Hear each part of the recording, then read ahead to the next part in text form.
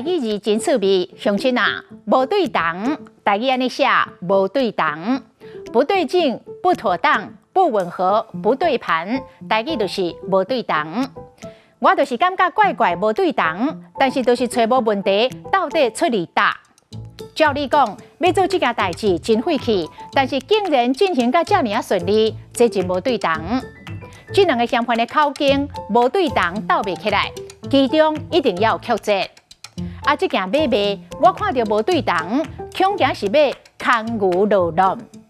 无对同的同，同门就是连筋，就是大细线。因两人缘分真深，毋那是同窗，阁是同门。这字白音是同门，文音是同窗。因两个同门大细线呢，自细汉就是同窗，无怪两个人真搭吧。